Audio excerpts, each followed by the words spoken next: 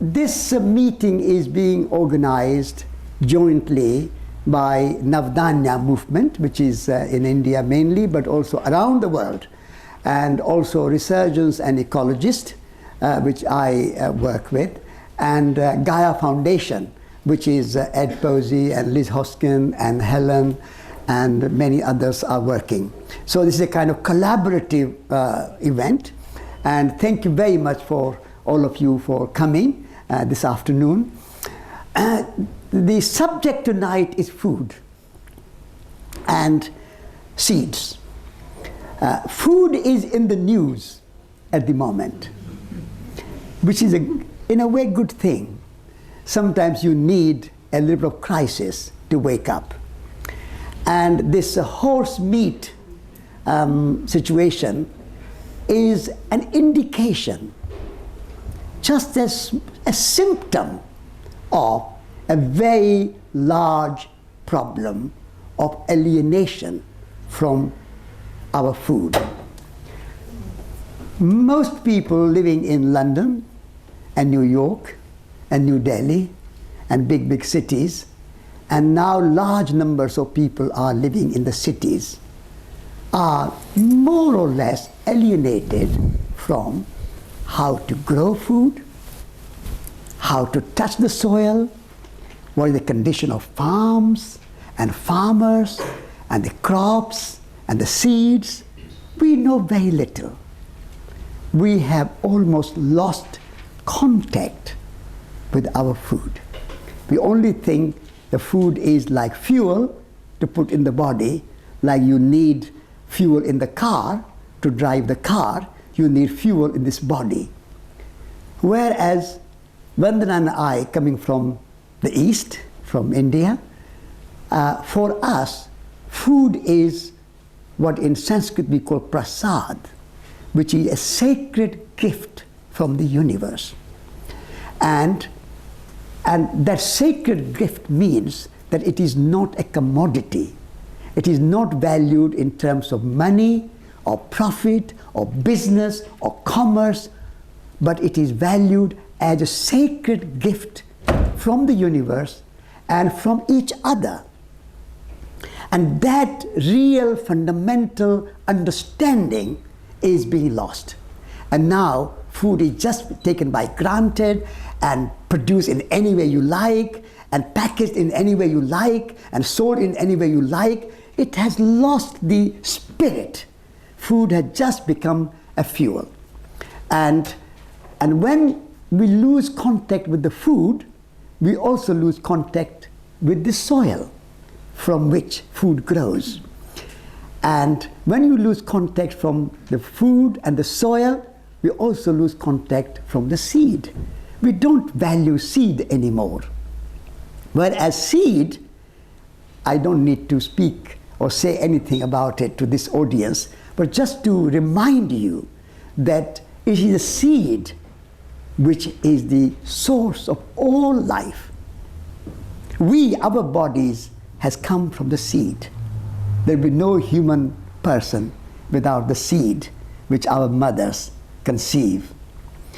And I was telling this story this morning in a little group audience, and I was reminding myself a story from the Upanishads. I was reminding the audience this morning the story from the Upanishads. And the teacher is asking the student, the Upanishads are very classic Indian, old, ancient, sacred text. And up means near, and nishad means to sit. Sitting at the feet of the master, so to speak. Sitting at the feet of the teacher, the sage. And so the student and the sage are having conversation, and this teacher says, bring the smallest seed that you can find. And so pupil goes around and looks at the seeds. Mango seed is too big. That's big. Then he looks around. Even the apple seed is quite, at least this big. You can spot it. And then mustard seed. Smaller, but still okay. He looks more, he's very smaller. And then he finds a fig dropped from the banyan tree. And in this fig he opens, and there are hundreds of seeds in this fig. And those are very, very small seeds. And so he brings the fig. And the teacher says, pick this one seed from this fig. And the student takes it and said, can you break it with your finger? See, he does it like this. It doesn't really break, but he pretends that it has broken. And then teacher asks, what is in that seed inside? And the teacher says, Master, I see nothing in that seed. There's nothing in it. There's nothing in it. And the master says, you saw that banyan tree? 1,000 branches of banyan tree. If you go to the Botanical Garden of Kolkata, there is a banyan tree of 1,000 branches. And you cannot spot which is the original trunk. That entire quarter of mile large banyan tree has come from that tiniest of the tiny seed, smallest of the small seed that you have in your 2 fingers. So remember the value of the seed, and do not think that the small seed has no value. Now that is a symbolic of our respect and our sense of the sacred of the seed. And when you plant that seed into the soil, that experience is not a theory, it's an experience. When you plant the seed into the soil, and the magic of nature, that seed grows, becomes a small plant, and a large plant, and a trunk, and many, many more trunks, and many more branches, and thousands of leaves. And for hundreds of years, 500 years, 600 years, 1,000 years, that one seed, the power of the seed, we have forgotten it. In our knowledge of technology and iPlayers and mobile phones and computer technology and information technology and Facebook technology and Twitter technology and all that, we have forgotten. Now even when you do the mantras, like Om mantras, those mantras called seed mantras. The seed of knowledge, of wisdom is in that one word, Om, one word. And so we need to come back to this very wonderful, beautiful, magical, mysterious, amazing seed. And what is happening in the world today, and how we are treating this humble seed, which is divine seed. Humble seed, I mean, the whole universe in the beginning is coming, I mean, in the Western science you say Big Bang, but in the Indian tradition we say the universe emerges out of the cosmic egg, the seed, the cosmic egg, the shape of the cosmic egg. And from this egg, how can this whole universe come out of an egg? How that whole banyan tree can come out of that little tiny of the tiny seed? This is the mystery of the seed. That the entire universe, the cosmos, of all the planets, the sun and the moon and the stars and the earth and all the other things of the cosmos comes in Indian tradition, the cosmic egg. So this afternoon we have come together to touch base touch base with our very innate and very basic wisdom and our relationship with nature, with the earth, with the soil, represented, symbolized by seed. And there's no one at this moment, I think, as committed, dedicated, and campaigner and organizer in the service of the seed and in the defense of the seed than my very dear friend and colleague, Vandana Shiva.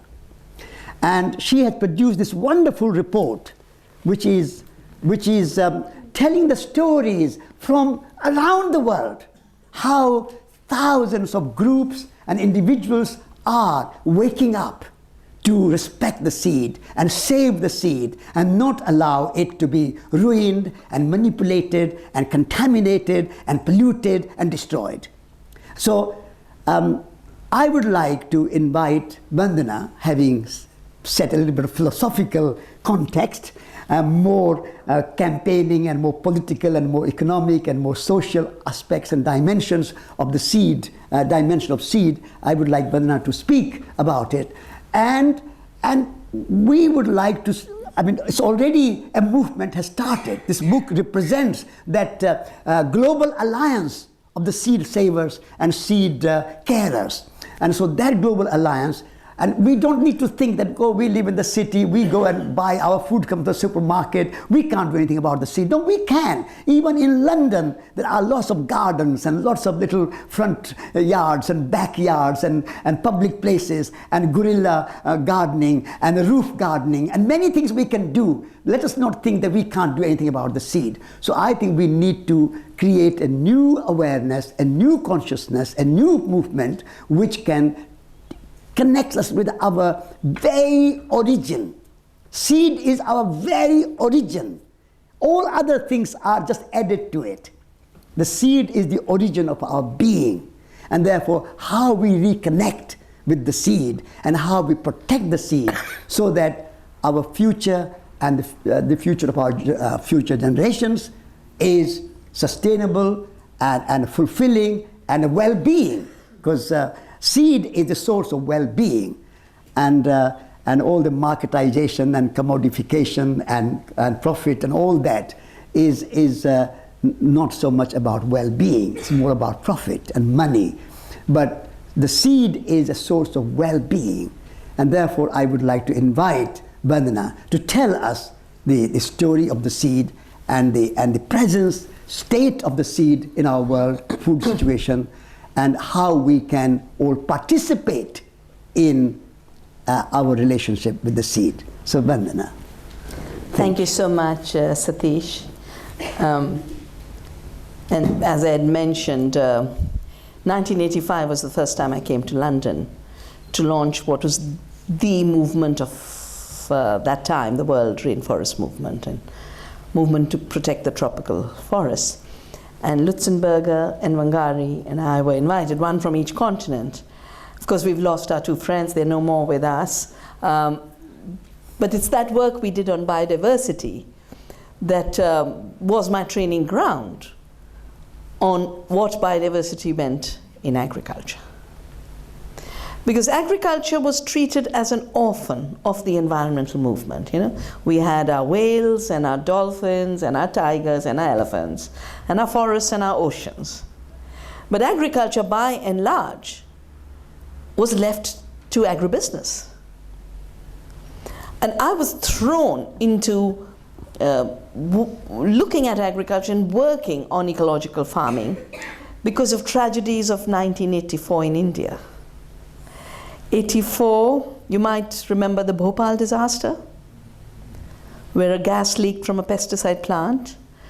That time it was owned by Union Carbide. It's now owned by Dow. And during the Olympics, you might have heard of the terrible debates where Dow was a sponsor and the victims were protesting. How can a killer? I mean, 3,000 people died in that one night of 2nd December 84. And 30,000 have died since then, and the children are still being born crippled. And I was giving away awards at the anniversary of Bhopal, and the hall was packed with parents with children sitting in their laps. Someone doesn't have eyes, someone doesn't have limbs, most of them have brain damage. So it's not that the tragedy ended 2nd December. It's continuing. And that same year, something less known and less remembered was taking place in Punjab. Now, Punjab is the land of the Green Revolution, and those of you who are young have been told that the Green Revolution saved India from hunger.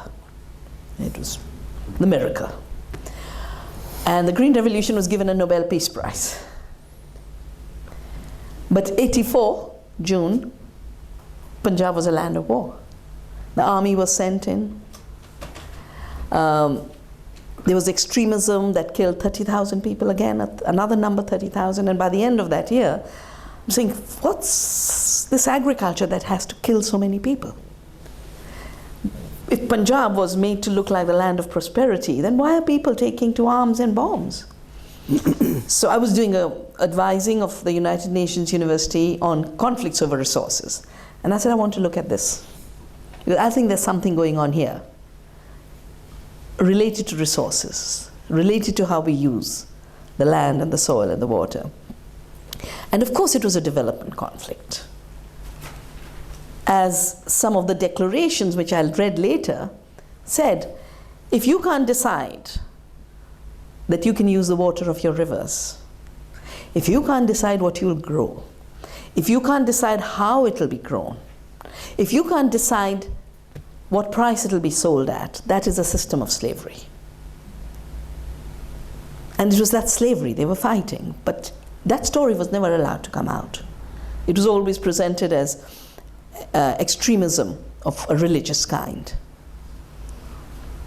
And you might even remember the blow-up of the Air India plane over Ireland in that period, Punjab extremism.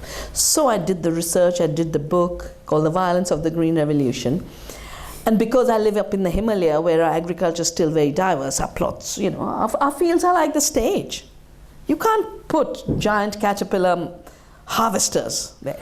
You can't put tractors there. You've got to have tiny little bullocks who can jump those terraces. It's the only way you can do farming up in those mountains. But I had in my mind the production that we have on these little fields. And I go to Punjab and find these monocultures. And then I started to do the calculations. These were called high-yielding varieties of seeds. And the Green Revolution was called the revolution with miracle seeds and chemicals. And Norman Borlaug, who got the Nobel Peace Prize, trained 12 people to deploy these seeds. And interestingly, such confusion between science and religion, he called those 12 people his apostles. And so he was thinking of himself as Christ.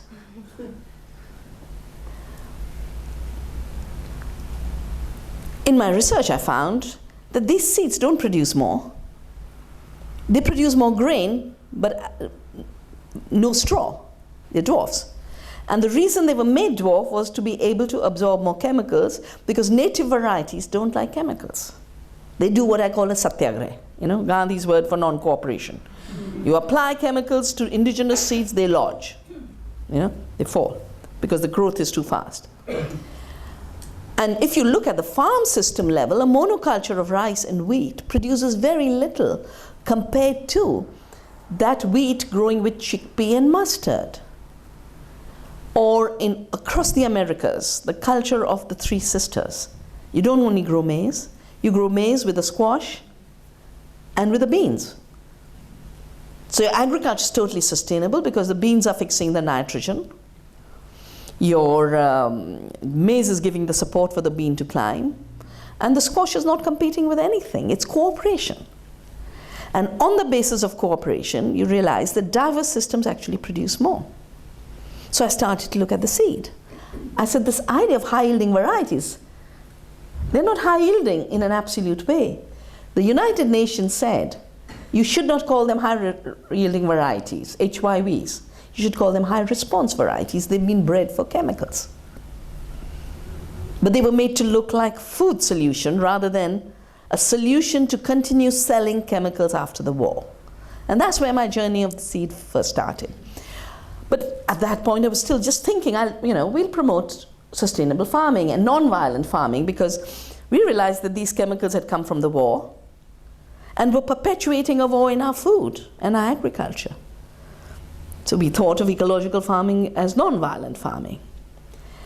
And then because of my book, I started getting invited to conferences in agriculture. I don't have a background in agriculture. I have a background in foundations of quantum theory. But the interesting thing was an 87 conference with the old chemical industry from agriculture was all there.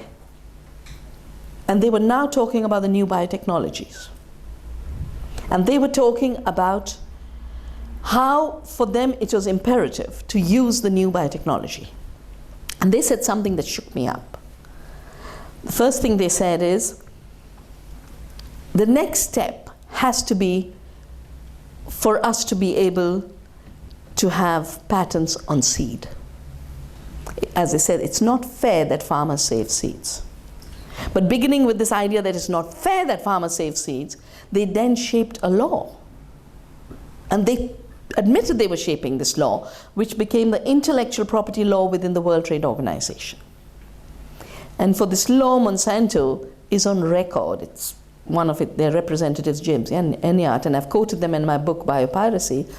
They're on record saying, we achieved something unprecedented. We defined a problem, the problem of farmers saving seeds. That was a problem for them. And we offered a solution. It should be illegal for farmers to save seeds, and for that they created intellectual property rights patenting. But to get a patent on seed, on ordinary seed, would have been totally outrageous. So they went through the genetic engineering route to say we've created a novel organism. We are now inventors. But this is equivalent to, if we carry that chair, I'm not saying carry the sofa, it would be impossible to carry up those stairs. But if we carry that chair into the Nehru Center, if one of you carried the chair into the Nehru Center, and you said, well, I've brought that new chair, and now the Nehru Center is mine, and the government of India should pay me a rent. They throw you out immediately, and they throw us all out. But that's all Monsanto and others are doing, moving chairs, shuffling genes. They shuffle a gene, or claim ownership on the entire plant and on all future generations of that plant. Amazing ripoff. And it went into international law. And then they said, and we have to have all barriers of investment removed because we've got to get bigger, we are too small. These giants said they were too small. So today Monsanto controls 50% of the overall seed supply, but 95% of major crops through genetic engineering. Cotton in India, soya, corn in the US, Argentina, Brazil. Having made this design, they then had to push GMOs. Not because anyone said, give me a GMO. In fact, most parts of the world, people said, I don't want GMOs. And everyone said, we must have labeling. And I remember in the days when we were launching the GMO Freeze campaign, there were amazing actions in England. They've kind of, something's gone wrong. People aren't as active anymore out here. But I remember women climbing up to Monsanto headquarters, totally naked, protesting against GMOs and patents. And I remember old women taking carts into supermarkets, saying, is this GMO? Wait, madam, I'll check with the manager. He goes with a can, comes out. We don't know. She said, okay, I won't take it then. And she's got 50 cans. And she's created a traffic jam. And that's why Iceland and other supermarkets started to say, we won't stock GMOs. Just now, in November, in Europe, there's a labeling law. In India, there's a labeling law. The global sort of standards of food under Codex Alimentarius had been forced after 20-year battle to accept labeling of GMOs. But when the Californians wanted to have labeling, Monsanto and company put $40 million into advertising, false advertising, defeated the labeling initiative. And now that other states are trying to get labeling, they're going to Washington and saying, you can't allow the states the freedom to write their laws, but in a federal structure, states must have a freedom. So on the one hand, you have a denial to the eater to know what they're eating, which is what this horse meat scandal is about. You don't know what you're eating. You're not told how it was made. The mad cow disease was the same. They were taking dead cows, grinding them up, making it animal feed, infecting the cows, and then infecting the people who ate the beef burgers. And that was a major trigger, but it's like it's forgotten. And every 10 years we need a new scandal to wake up that our food system is in a total mess. And the control over the food system now is beginning with the seed. Monsanto is not standing alone to fight labeling. You know who's with them? Coca-Cola, Pepsi-Cola. Why? Because both Coke and Pepsi use high fructose corn syrup as their sweetener. And that comes from GM corn. They'll have to label every bottle. This has GMO ingredients.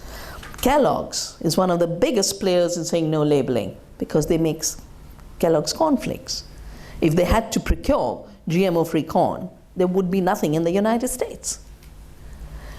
So they've created what I call a seed famine. And it's this seed famine which is leading to a seed emergency that we are responding to at the global level.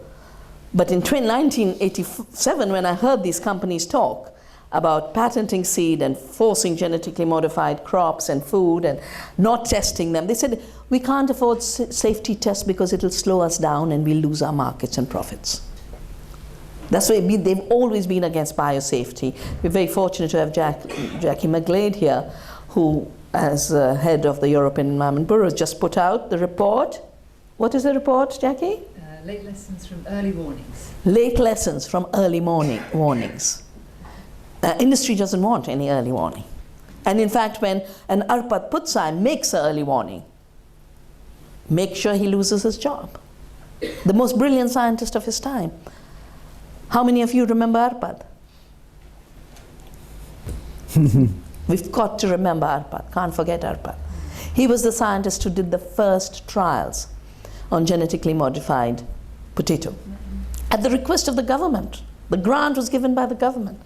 And he himself was very surprised by the results, that the rats that had been fed this GM had shrunken brains, enlarged pancreas, and a collapsed immunity system, and a totally damaged intestinal system.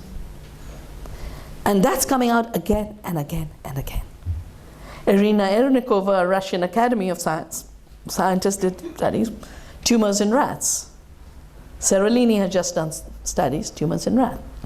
But these are all independent scientists who do independent work. At the international level, we have a fascinating principle instituted by the United States, and it's called substantial equivalence. Yeah? So here you have the same GMO. You bring a gene, yeah? You bring a chair and say, I made it. I am the architect of this building, which was built 200 years ago, but I'm the architect today. And for the next 100 years, I'll collect rents from you. I'm the landlord. Because I brought a chair here. Because I brought a chair here. I mean, I brought a toxic gene. Yeah, I brought a toxic gene. That's the equivalent of a chair. What a chair is to a building, a toxic gene is to a GMO and a seed patent. But then here they say, okay, I invented it, I'm the maker of this, and we joke and say GMO should now be God move over, because Monsanto's the creator of life on Earth. And then it comes to safety. Okay, what does this GMO do to the butterflies and bees? What does it do to the soil organisms? What does it do to our health? Then they say, just like nature made it. Substantially equivalent. We don't have to look, we don't have to see, we don't have to find. Let's live in blissful ignorance and call it safety. That is the only reason we don't have more studies. They're not sponsored, and the few that are done independently, they go after the scientists. Now, I left a teaching job in 1982. So Monsanto can't take away a job because I don't have one. And we work with very tiny support from ordinary people like you, which has so many links that it's very difficult to cut them off. So we did studies in India, 2 kinds of studies on both the social impact and the ecological impact of the genetically engineered Bt cotton. In terms of the social impact, we suddenly started to see when Monsanto entered, started to buy up Indian companies, introduce hybrids and the Bt cotton, the genetically modified cotton. Something new started in India. I mean, you know, in India, in our philosophy, we believe that this life is just one life. You know, we have many lives. And we can become anything in any life. Because humans are not a privileged species. We are one among 300 million. So you never give up because you know, next life is always there to sort things out. And we've been called fatalists for this. But starting 97, 98, something new happened, and Indian farmers started to commit suicides, most of them in the cotton area, which is where these new seeds had been brought. Because now they were spending, they were having the seed, the normal seed renews. You take a seed, you know, I grow cotton, I sell most of that cotton for ginning, I keep a few to pull out the seed, to grow my next crop. And it's a totally renewable cycle. And as Satish said, in terms of the banyan tree, one seed gives rise to millions. What an amazing abundance. Can never run out. It gives you food, it gives you seed. And the cycle between seed and food is what has kept humanity fed and the web of life going. But now seed has been made into a non-renewable patented commodity, which means it must be bought every season. And in addition, it must have the royalty, the rent. The rent that you would collect from Nehru Center is the rent Monsanto is collecting from every farmer who buys a GMO seed. And it can be anywhere between 20 to 50% of the price of seed. That's where they're making money. So if you wonder, why are corn and soya spreading so much? Did the world say grow more corn and soya? No. Because that's where they can collect the royalties. They're collecting 2.2 billion out of the Brazilian peasant. Royalty on soya. The Brazilian peasants have now sued them. And says, this is crazy. We grow the soya, we save the seed, and you're collecting the royalty. I sometimes also compare this to the time, you know, when the British colonized India, they took over the land. And they appointed these zamindars, the rent collectors. And the rent collectors would collect rent from the land, even at the cost of the survival of the peasant, which is why we had the Great Bengal Famine. And then women in Bengal started this amazing movement saying, Jaan debo, dhan debo na. We will give our lives, we will not give you rice. Because the rice was being extracted as rent for the land. Now, for the first time, humanity has accepted the collection of rent from life's reproduction.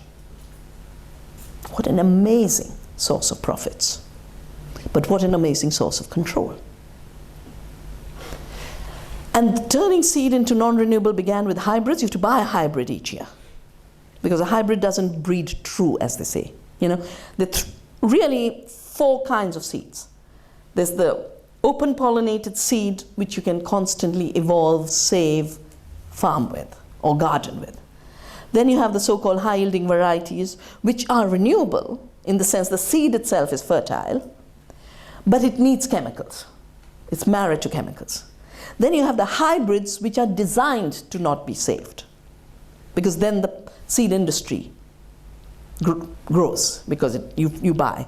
And the 4th is the genetic engineering generation, and they would like a 5th, the terminator seed, which has so far been held illegal under the Convention on Biological Diversity because of movements. Governments would have given up long ago. So coming back to the issue of seed, In 1987, I say, my God, what do you do when 5 companies say they want to control all our food and all our health? Because this same company started with war, went into agriculture with agri-chemicals, have now moved into seed, and are the same companies that control the pharmaceutical industry, the same 5. So we get cancer with the pesticides, and they're the ones who get us the drugs, also patented. So this meeting, this conference in 87 was in Geneva, and I'm flying back, and on the flight I'm working out, what do we do? And I make a matrix. First industrial revolution, textiles, British imperialism. What does Gandhi do? Pull out a spinning wheel and started to spin cloth. Now the biotechnology revolution, as they call it, the life sciences, control over life. A new bioimperialism, not an imperialism of a nation over other nations, but of corporations over all people and all life on earth. And so I put a question mark, what is the spinning wheel of today? And then the seed came to my mind. And I got off the flight. I was working a lot on Bhopal. I gave all the resources to the activists in Bhopal. I said, you carry on this word. I was working a lot on dams. I gave the next generation all the resources and said, you work on dams, because this, I said, seed is what we will look after. And then we created Navdanya, which means 9 seeds, but it also means the new gift. And for us, the new gift is the gift of the commons. Not accepting in our minds the privatization of life through patenting. Recognizing that it is not a crime to save seeds, it's our duty. And that's what we've done in Navdanya. Before I carry on, I'd like to break with a poem written by an young African woman who was listening to me at Rio Plus 20 in June of this year, last year. And in the morning she came and she said, I couldn't sleep all night because of what you were telling me. And this is the poem I wrote. So we used it in this book. I was born here, Mother Earth. I do not know my age because it was so long ago. I have many names, but you can call me seed. I am immortal, and my knowledge and spirit has existed through generations. I am old, and my protective shell represents the strength and power to provide life and survive hardships in time. Mankind is young. There are many things I can teach them, but listening is not their strength. I'm now living in the robot age, the human technology age, where man believes that he can replace me with machines. The robots are called GMOs and hybrid seeds, like they have the right to carry the name seed. I cackle. I watch. Times are tough and are getting tougher, but I will survive while the GMO robots fall like flies. I have tried to tell mankind I'm unique, I'm a survivor, but as I said, they are young, and listening is not their strong point. And Barbara now is saving local seeds. Because everywhere people have been told, your seeds are primitive. Just like people were told your language is primitive, your way of dressing is primitive, your way of eating is primitive. But our coordinator in Orissa, where we have some very, very beautiful seed-saving, climate-resilient seeds. We have, I think, 200 kinds of salt-tolerant seeds. And when she talks in the villages, I just love to listen to her. She says, do you throw out a child just because they were shorter? Do you kill a baby just because it was darker? No. Every child of ours, no matter what their diversity, is precious, and you love them. These seeds are our children. And their diversity is their uniqueness, not their deformity. Because the entire threat to seed is coming from a scientific paradigm based on monocultures and a legal paradigm based on monopolies. And the two feed each other. So the scientific paradigm is built on the idea of uniformity. If you breed diversity, if your field has diversity, it's a primitive field. Uniformity is progress. But in an ecological world, uniformity is dysfunctional because it invites disease, pests, crop failure, external inputs. It can't run without chemicals, without fossil fuels and everything else. And diversity is self-sustaining and adaptive and resilient. So you've got criteria of breeding that doesn't count seed as seed if it is diverse. But seed is diverse. Show me one family where every child is identical. Yeah. It's only through cloning, which they tried and they didn't do very well with it either. Do you remember Dolly? Where they really thought, I debated the owner of the company that worked, the Protein Pharmaceuticals Limited, way back in early 90s at the European Patent Directive debate. And he's saying, stop talking about animals having rights. Sheep are just furry little factories that are mammalian bioreactors. That their mammary glands are bioreactors to produce a human protein by adding a human gene, so that the milk they produce the human protein, then they will to sell it. Well, Dolly's somewhere in a museum now. Never worked, failed experiment. One of the projects I really want to do and haven't had time to do is counting the failed experiments and the failed promises. We do have a very good report available on the Navdanya website on the failed promise of genetic engineering. And we couldn't think of a better title than The GMO Emperor Has No Clothes. When they go around and saying, oh, feed the world, solve problems of hunger, give climate resilience, everything, nothing, not one promise has been delivered. But there are others that have failed, like I was saying, cloning and Dolly. So diversity is the nature of life, and diversity is the nature of freedom. Hitler creates uniformity. Democracies are diversity. And what we are tending towards is a strange kind of fascism in the way the food production is being managed now. By criminalizing diversity and criminalizing self-making. A self-made seed that's open-pollinated, no, it's illegal, you can't have it. Europe has just passed new laws to make local seed, indigenous seeds, farm-saved seed illegal. And in the morning dialogue, there was a gardener, and she was saying, we're repeatedly told, the seed from your garden is dangerous. Don't use it to plant the next season. Buy seed every year. And I know in other places where people are starting gardens with schools, first they're being told, get the kids into moon suits to garden. Because the soil is dangerous. And then you can't save the seed. My God, that's what's going to kill you. That which has kept life alive is being defined as dangerous. And the new hazards, like untested GMOs, are being declared safe. So from the science side, you get this idea of uniformity as the only way seed will be distributed and sold. And then criminalization of diversity, which we are fighting. And in India, we stopped those laws by saying to our government that we are in the land of Gandhi. And in 1930, the British had thought, okay, let's find a new way of collecting revenue. Let's make it illegal for Indians to make salt, because in that hot weather, we need a lot of salt. So it'll be a British monopoly. And they passed a salt law in 1930 that no Indian could make salt. So Gandhi walked to the beach, picked up salt from the sea, and said, nature gives it for free, we need it for our survival.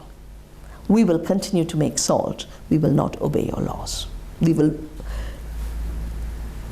suffer the consequences of non-cooperation. So I went around the country when they passed a law to criminalize local seed, telling the farmers about what this law was, collecting signatures, and I took them to our Prime Minister, 100,000 signatures. I'm sitting on the sofa, in the pictures here, sofa with him, and I say, we're in the land of Gandhi. You can pass this silly law, but we won't obey it because it's our duty to not obey it. Because we have to save seeds, that's our duty. And of course, we then took it to Parliament, and so far, this law has never been allowed to be passed. And now there's so many clauses in it that Monsanto doesn't want it to be passed. because we built all our freedoms into the law. And we built liability into the law, which Monsanto doesn't want. It doesn't want liability for failure. It doesn't want liability to contamination. It doesn't want liability for health damage. But on the other side, you create uniformity as a scientific measure of progress, of seed, of agriculture. And then you take this and turn it into a property right and say only those who can produce uniformity will have the right to seed. And then you take it one step more and say, if you introduce a new gene, bring the new chair, you can own life. And now they're getting worse. We have a whole chapter in this, and it is available for download on our website, Navdanya, navdanya.org. There's a whole chapter here about how, beginning with GMOs, it's a bit like, people were struggling to get in. The door was closed. So the door was closed to life patenting till the WTO Intellectual Property Rights Agreement. And they opened it with GMOs. They said, see, this is new. This is an invention. They call it non-biological, which is also false. Because you can open a gene, or you can introduce a gene. That act is not a biological act. But that gene being absorbed into a cell, turning into an organism, reproducing into the next generation, those are all biological acts. But they call it a technological act. As if the whole reproduction of the future that the life form itself is doing is being run by Monsanto. So having opened that door, they're not interested in GMOs. It was just an entry point. It was opening the door. Now they're taking patents on conventional non-GMO seeds. Broccoli, tomato, but worse, Monsanto has bought up the biggest vegetable seed company of the world. And the head of Monsanto just did an interview. He says, no, in the future, we are not going to only do GMOs, which means the main thing they want is patents. And eventually they'll even take patents on open pollinators by creating police states. How do you extract royalties without creating police states, without creating legal systems where everyone is a criminal? And I want to give you two little stories, real stories, on how this idea of everyone is a criminal, life is criminal. 92, Cargill, which is the biggest grain trader of the world, is now the seed industry. Their seed company is now bought up by Monsanto. But 92, they sold sunflower seeds. And they did very badly. And the farmers used to always ask me, so who's this Cargill? And I'd lay it out. It's the world's biggest grain trading company. And it was very interesting that summer, Carla Hills, the US trade negotiator, had been to Delhi and said, crowbar by crowbar, we are going to open the Indian economy for our companies. So I was doing a training for farmers, and I told them, I gave them things, crowbar by crowbar, we're going to bring the Indian companies in. When the hybrid sunflower seed failed, these farmers went with crowbars and tore down the entire Cargill factory and sent a press statement, crowbar by crowbar, you'll bring these companies, crowbar by crowbar, we'll send them back to you. And then the head of Cargill flew in and said, oh, these peasants are so stupid, they don't realize we're bringing such smart technologies like hybrids which prevent the bees from usurping the pollen. Because in open pollinated seed, the pollination is done by pollinators, bees, butterflies, insects. In hybrid, you have to do it by hand, which is why they employ child labor in hybrid production. And then I was debating at the Convention on Biological Diversity. They were pushing the herbicide-resistant crops. And, I'm talking about monocultures. And the Monsanto representative gets up and says, our technologies are so smart, we prevent, herbicide-resistant crops, you build a herbicide-resistant into a genetic modified crop, and then you can spray the herbicide and the plant will survive, but everything else will die. So if it's Roundup, then you spray Roundup and your plant survives. Except that now, weeds are becoming resistant to Roundup, and 50% of American farms are overtaken by superweeds. 15 million acres can't be farmed because of these superweeds. But when, 15, 20 years ago, this Monsanto person saying, our technologies are so smart, we prevent the weeds from stealing the sunshine. So bees usurp the pollen when they pollinate. Biodiversity is stealing the sunshine, and peasants saving seed are thieves.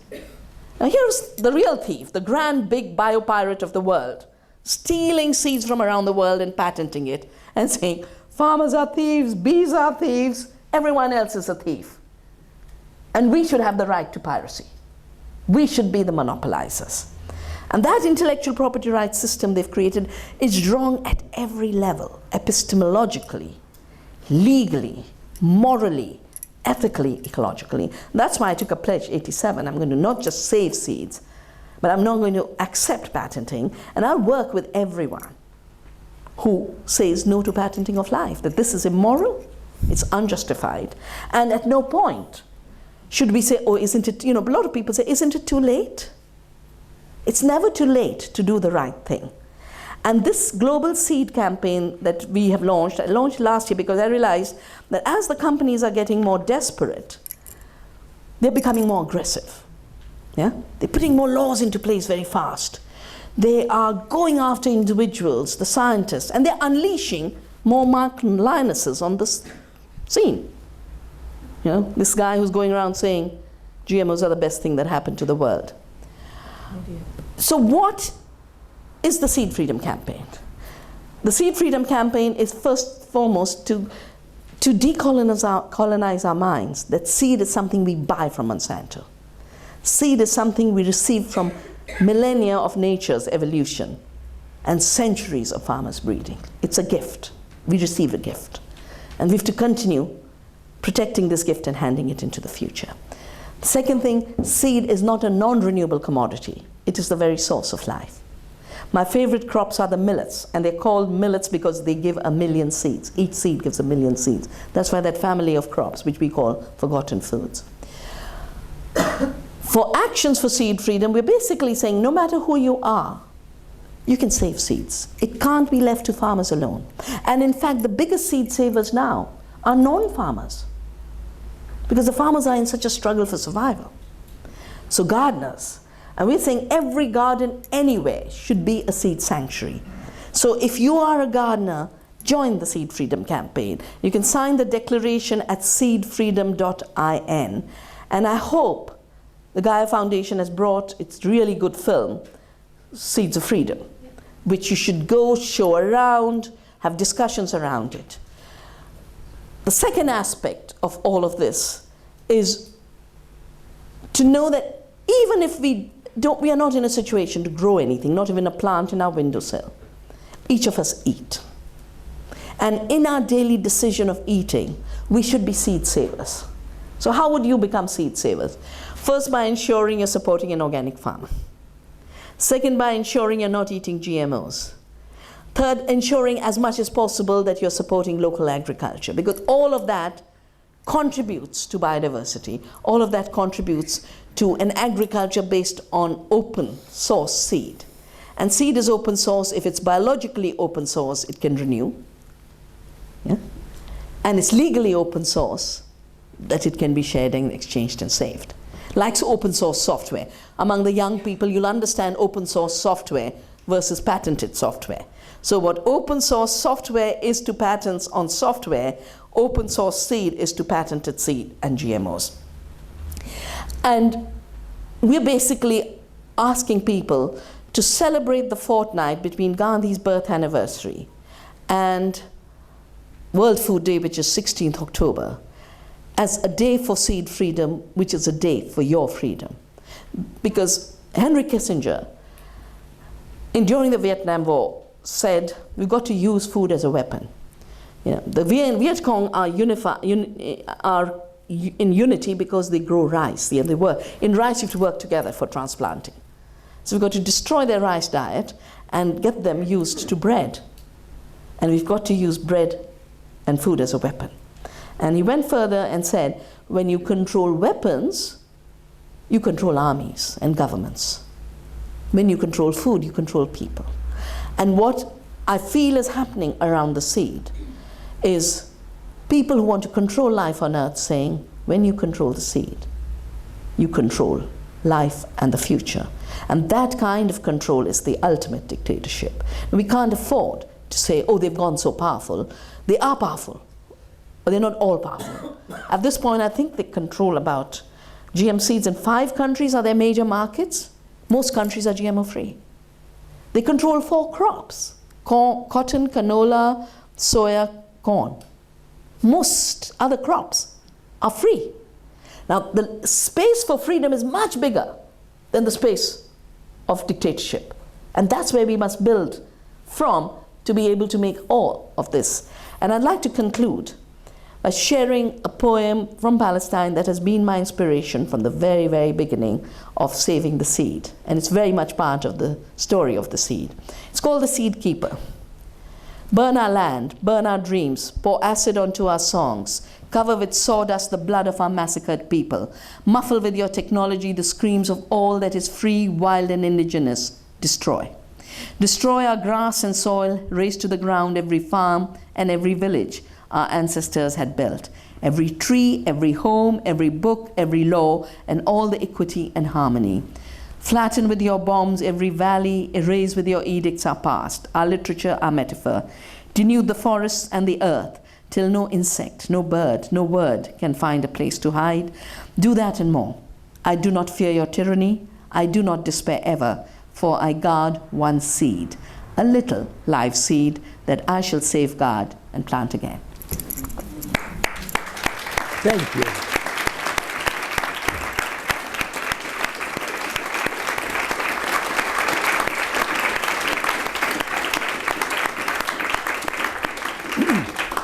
Thank you, Vandana, for such a broad-ranging overview of the problem and solution at the same time.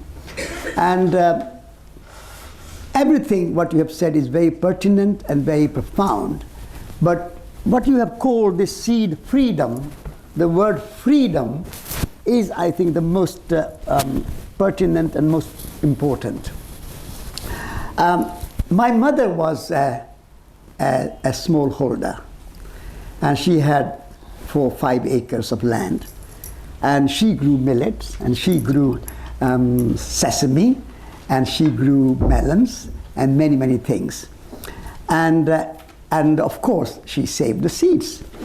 And now I have only a much smaller holding, only about 2 acres in North Devon, and we grow our potatoes, and we save first what will be seed potatoes, and then we eat. And that was always done. Everybody, all gardeners, all farmers, when they grew, they harvested their crops, first thing they did was save the seeds, put them aside, and then you start to eat. So that was age-old, ancient tradition where millions and millions of farmers all around the world in every country were independent, self-reliant, self-organizing, self-sustaining people. And then if 5 or 6 companies in the world take hold of those seeds and say millions of farmers in India, in Africa, in South America, in England, or in Europe, or America, wherever they are, they're all dependent on those companies to supply the seed. And if something goes wrong, we don't know what future can bring. Something goes wrong, something unforeseen, unplanned, something goes wrong, we are in the hands of those few technological companies and those few companies who control our seeds. So this word freedom and democracy, which you have used in your talk again and again and again, that I think is for me a most fundamental issue, that if we lose our self-organized, self-managing, decentralized seed protection and defense and saving, then we are losing our freedom to grow and eat in a biodiverse way, the way we want to grow and eat our own food, and not become dependent on few suppliers of seeds and then few suppliers of food, like supermarkets, a few supermarkets, Walmart type, supermarkets. And so I think this freedom and this democracy, this is very much related to the idea of seed. So I would like to thank you for giving this overview and a very fundamental issue. It's not something, a sort of single issue. Seed is not a single issue. It's a kind of fundamental issue. It's not like sort of save the whales or save something. That's fine, I'm all for it. But saving seed is much more broader than one single issue matter. Before I invite you to ask questions and make comments, very fortunately, we are honored to have in the audience Jackie McLeod, who has been for the last 10 years campaigning for the environment and for ecological worldview and for right kinds of seeds and so on. And so I would like to invite Jackie to say a few words and then we'll open for the questions. Thank Jackie. You, Satish, and thank you, Vandana, for a great tour de force. What I'd like to do, I'm the director of the European Environment Agency, and I wanted to touch on just two things. One, to kind of give a very UK perspective, and the other is to give a more kind of broader one. The agency really struggles sometimes because we're supposed to sit somehow in the mix between policymakers, industry, people, 450 million people and so. And one of our jobs is to really assess not only the state of the environment, but also to look at technologies, to look at how they're evolving and what potential impact they can have. And Vandana very kindly mentioned a new book that we've just put out, a volume, it's 800 pages. What is it? Well, it is story after story. It's called Late Lessons from Early Warnings, and it's really about the science of precaution. And this is fundamentally going to the heart of what we're talking about, because what you see again and again from Minamata and the impact of mercury in the environment, 50, 60 years ago, we still didn't learn the lessons. People are still actually dying from mercury poisoning. All the way through to GM is three fundamental things. The first thing is that when we look at research that's funded, even public research, so we spend billions in Europe on the new technologies, only 1% of that is spent on assessing the hazards of those technologies. It's an amazing number. We spend 70 billion euros on the technologies, the products, and only 1% on what those products might look like from a hazards perspective. That has to be the wrong way around. The second thing, which sort of emerges from these stories, is that, and this is where I would really commend you to read it, and there is a chapter specifically around GM and technologies, and Putzai is one of our sort of scientists. We have a group of people called early warning scientists. And when you see what happens to these early warning scientists, it is disgraceful. There is no other word to describe it.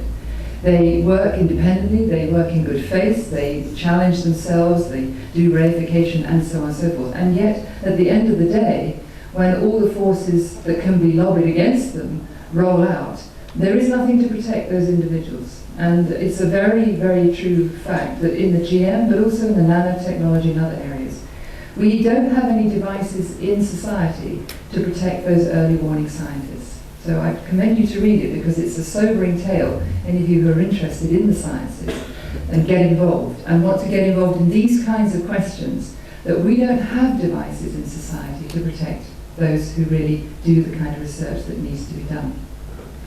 And I think finally, of course, many of the stories in that book are about the vindication, finally, that when the research is done and the results are on the table, but sometimes it's just too late. So precaution was put on the table but swept to one side. You also see that there's this monstrosity that occurs, which is about the manufacturing of doubt. Now, we've seen it in the climate debate, but I can tell you it is alive and well. I think I was caricatured last week as somebody who was a flower power, hippie. I was likened to Goebbels and a few other things. So it is all in one. It's brilliant, You get everything all in one place. So then you know that actually the book was probably right because they're performing to type. But what is this manufacturing of doubt? And for those of you who are kind of slightly interested in uncertainty and doubt, it is the most pervasive thing that you can do to society, is to just put that seed of doubt in people's minds. Now, we can use that But unfortunately, it's used against those who are trying to actually seek what really is happening. And I would just like to cite on the GM side precisely what happened in the food standards world, because last year, Europe, as you know, is working away, giving licenses, or at least saying that they can be legally held on GM crops. And one of the scientists, Woodside, had made quite some statements about what the implications would be. And then there was another scientist, Dr. Seralini, who put out a paper with an extraordinary photograph in it with rats that had huge tumours having been fed on GM food. It was immediately used within the parliamentary systems around Europe as you're either with us or against us, depending on who was talking. Okay, so it didn't matter. It was the most divisive paper that had come out for a long time.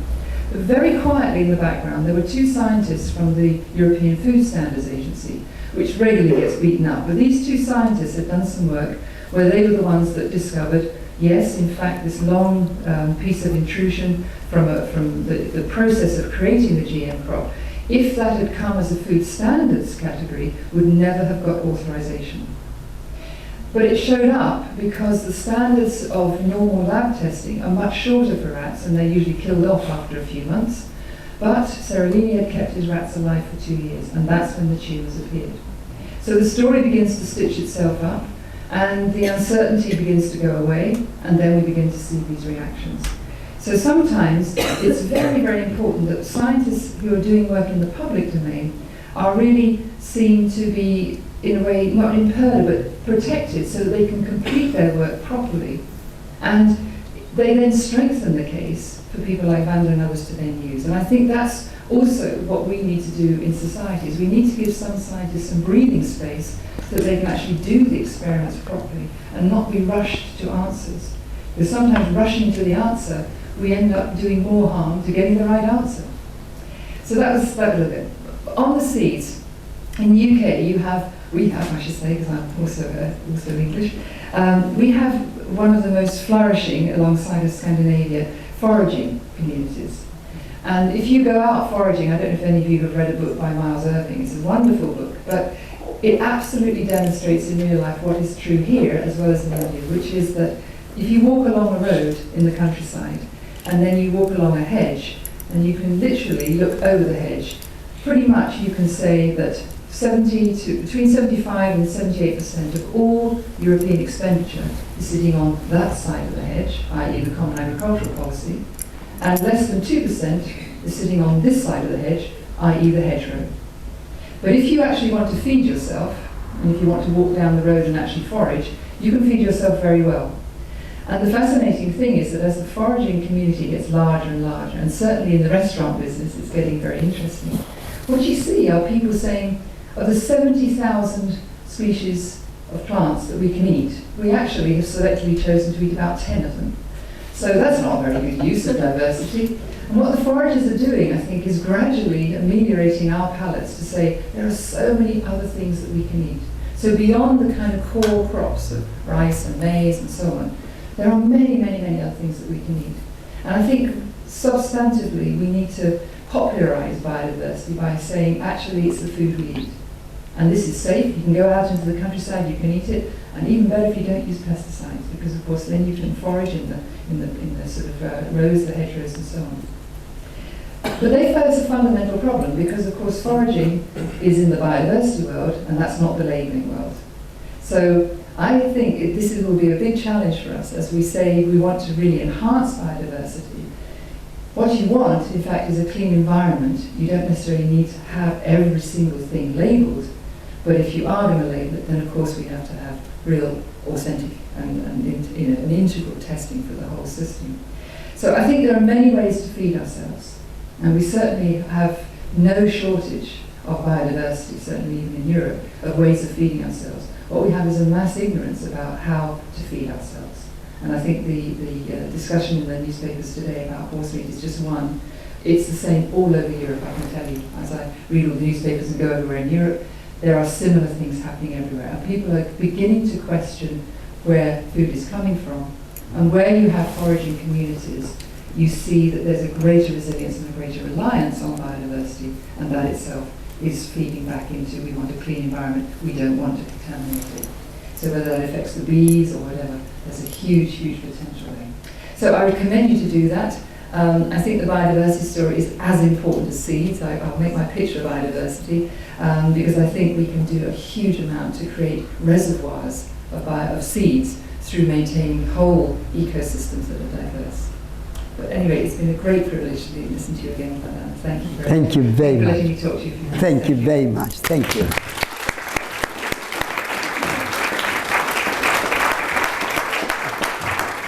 Thank you, Jackie, for mentioning foraging, especially, because I think what we have done, we have reduced our food to very few crops. And then we say, but how are we going to feed the whole world with just soya and just corn and just wheat or something? So a few, but if we go into biodiversity, and the other, like foraging, a great example of a biodiverse way of growing food is permaculture. Through permaculture, you are creating a whole cyclical system by which everything, energy and human labor and crops and biodiversity, everything is interconnected, interdependent, cyclical system. So that's another wonderful example, like foraging and permaculture. And then at Schumacher College, in our neighborhood, we have somebody called Martin Crawford. And he has created a wonderful system of forest gardening, where it's similar to permaculture, where you grow many, many more trees which give food. So you don't have to every year plant new plants and dig the land and cultivate the land. You plant bushes and trees and many, many other ways of plants which are giving you food perennially, not annual plants, but perennial plants. So year after year after year, you can get food without cultivating. So there are many, many new movements. There are a few examples that we have given you, but there are many, many new movements by which we can feed the world. And not we can feed the world, it's a big claim. Earth feeds the world. These are all the big companies saying that we have to feed the world. You are not going to feed the world, it's the earth. The real feeder of the world is the soil, the earth. So if we love the earth, take care of the earth and observe the earth and go in harmony with the earth, all will be fed. There will be no hunger. The hunger is a creation of this very centralized system that we have. And we talk about shortage of food and hunger in the world. 50% of food, 40 to 50% of food in Britain is wasted, thrown away in supermarkets, in homes, on farms, in transportation around the world, even in India, where people are starving and food is being destroyed and wasted and rotting. And so we have to think carefully, holistically, and live in a more harmonious way with the earth. Then I think we can feed ourselves, and the soil and the earth will feed us.